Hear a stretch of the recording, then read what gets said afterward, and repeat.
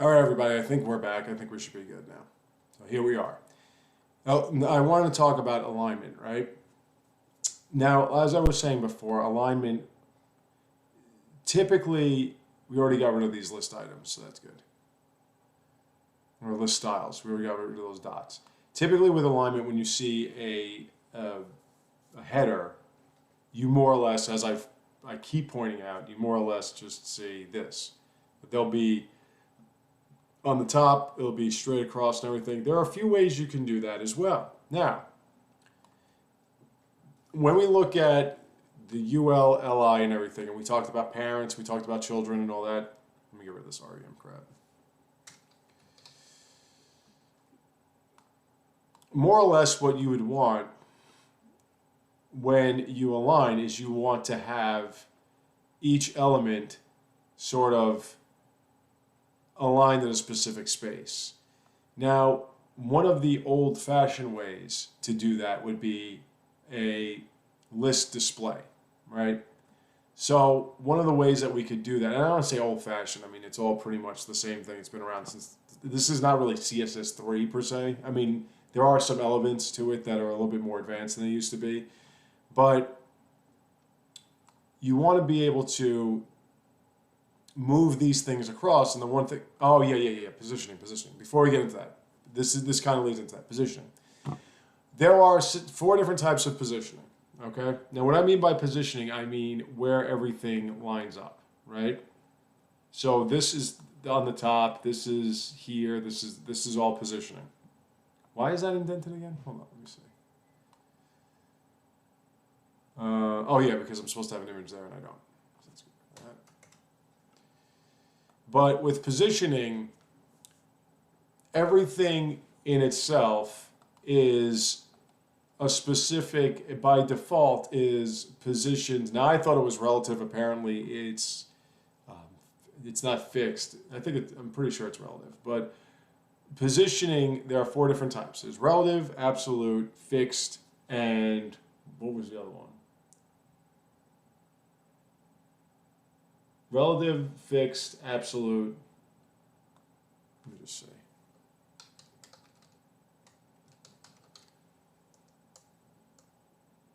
Was it sticky? I didn't think it was sticky. Let me just see. I just gotta double check myself.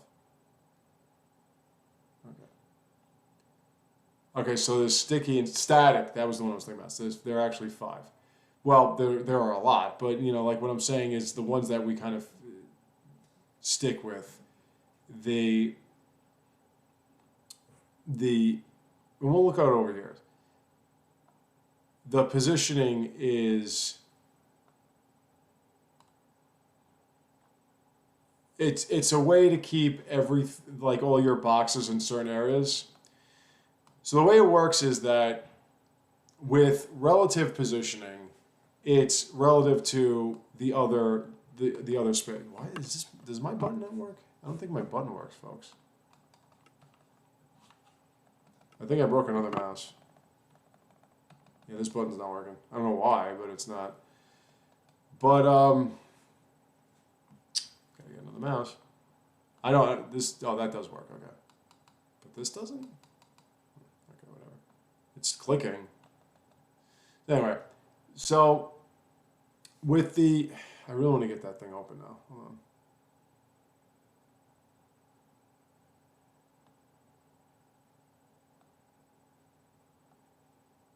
Oh well, screw it, whatever. Okay, so with each box that we have, with each element that we have, relative positioning is, it kind of respects that space of the other element, so it'll just more or less drop down, or if you have things in the same space, it'll kind of move and make room for the other thing or whatever. Fixed is, it'll just stick to where it is, no matter what you do with this page. I want to think. What can I put over here? Let me see. Fixed. Let's put this all the way on the top.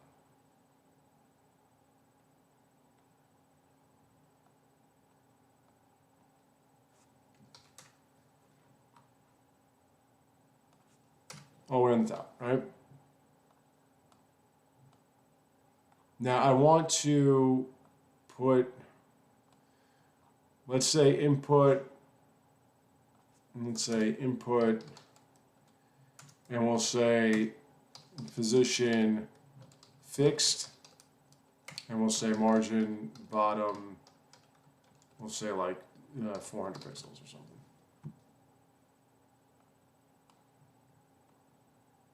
See, it won't move. Like it's fixed. So no matter what, now if I were to say UL margin, no, let's go header. Let's go to the matriarch, the header. Margin top, I want to get it down enough that I could scroll it and you can see the difference. See, okay. Where'd it go?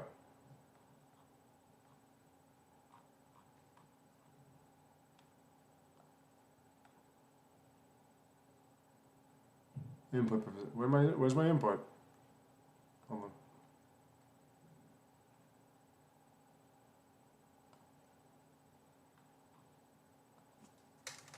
Let's do 500.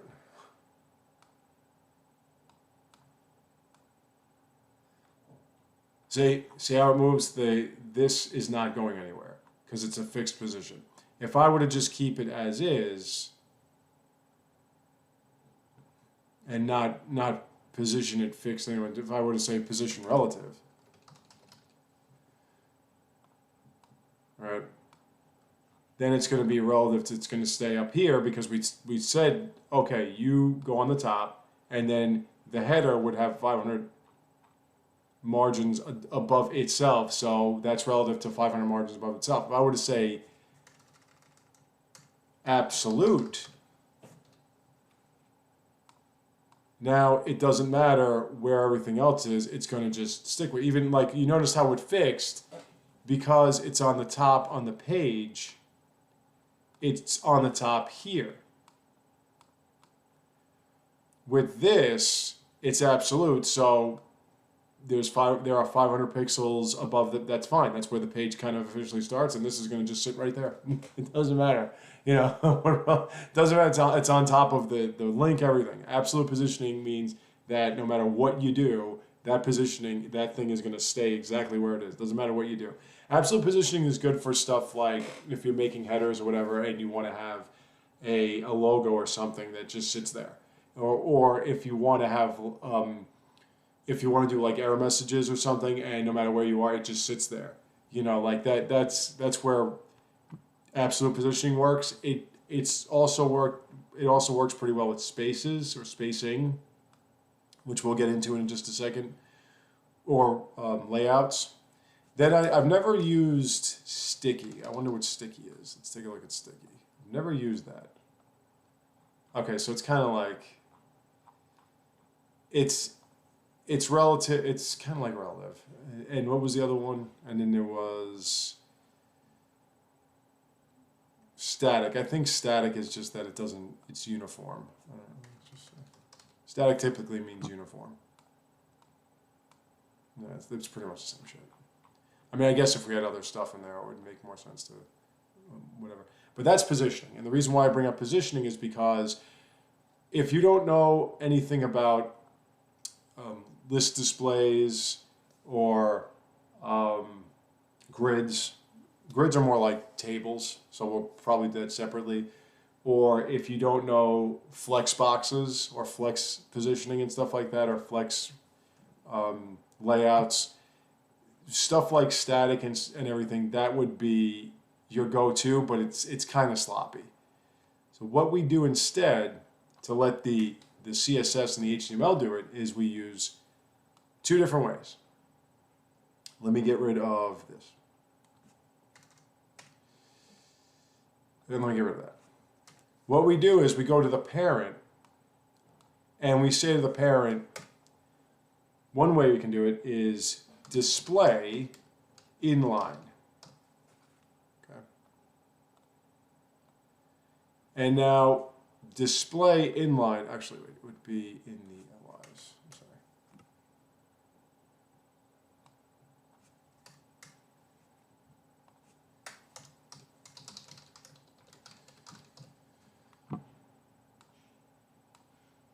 display inline, what it does is it lines it up in line.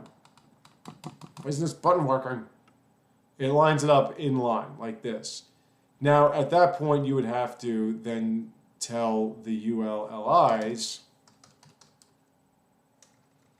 how much space you want between it. So like margin left, 20 pixels. And then you have one of those.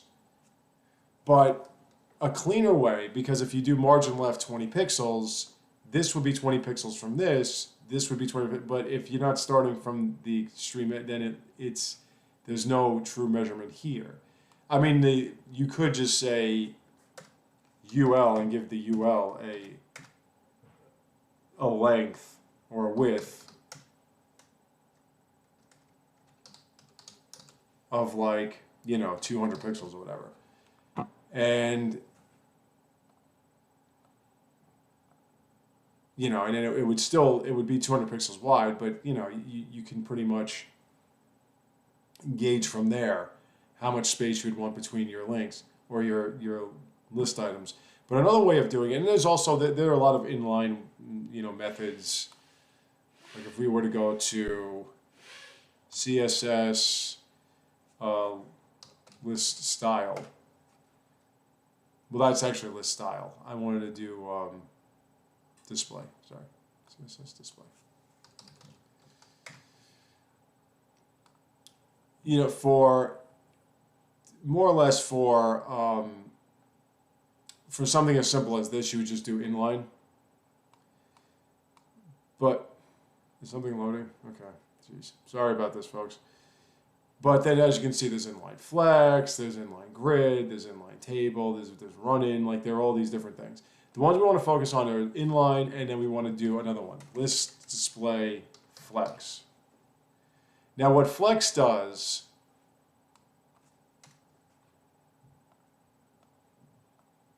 is flex gives you the opportunity to kind of work with it directly. So if we were to say display flex and we go justify content now, we can say stuff like space between. What space between does is it kind of aligns it in a way that if you have like 200 width,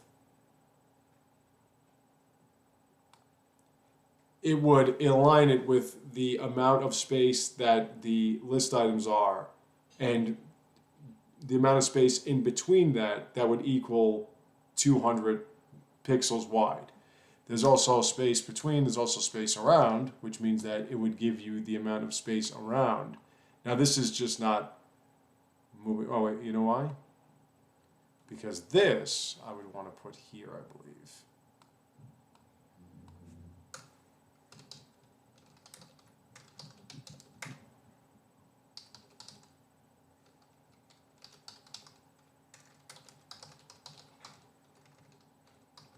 All right. Yeah. So as you can see, because it's 200 pixels, the space between would be the equivalent. Now, if we were to say something along the lines of ULLI width of 50 pixels each, it kind of changes because now this is we have 50 pixels here, we have 50 pixels here, and if you take away 50 from 50, it would be 100, so the space between would be 100 pixels wide. If I were to say space around,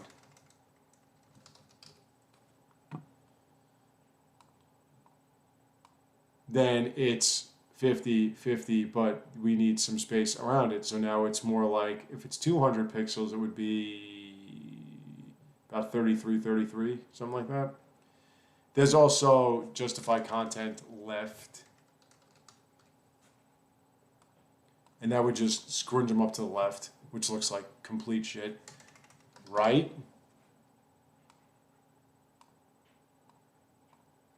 Puts it over to the right. Center, center. And it puts it center. Now there's also flex box.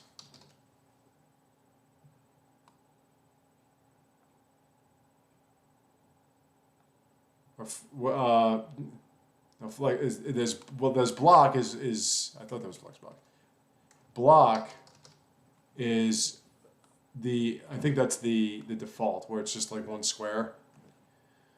If you say inline block,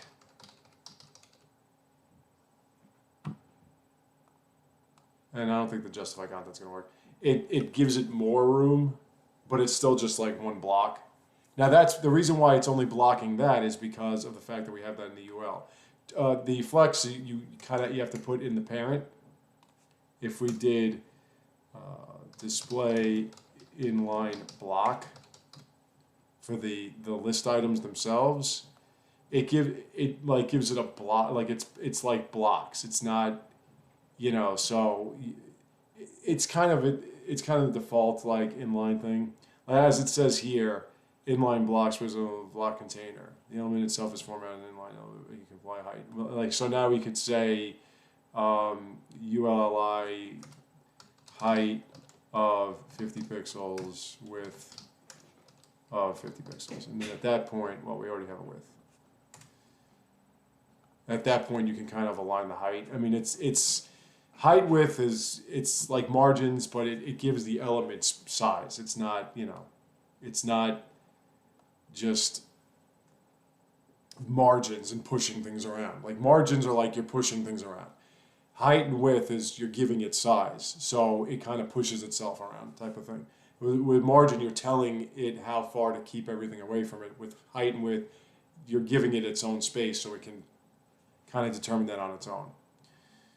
And I mean, we can look at grids are a little different because grids we can do a grid. I mean, we'll just check it out for now. It's different because they're more like tables. It's like the new table is a grid.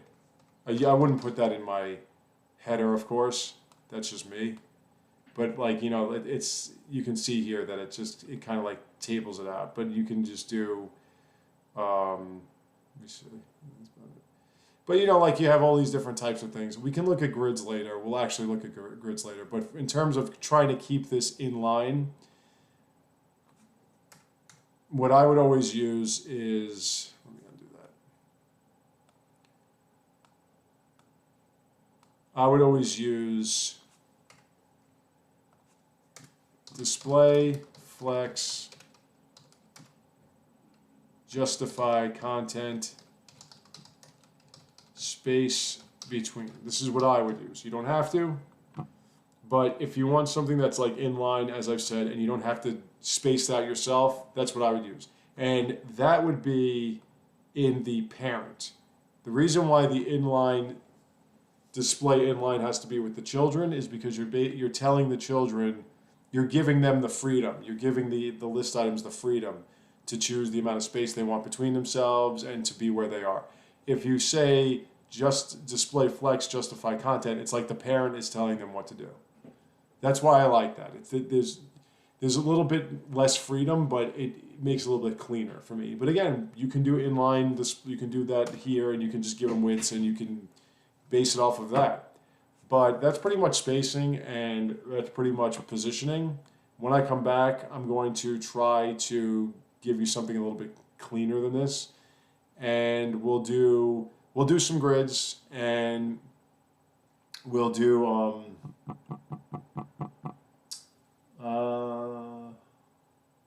we'll do. Are we ready for animations?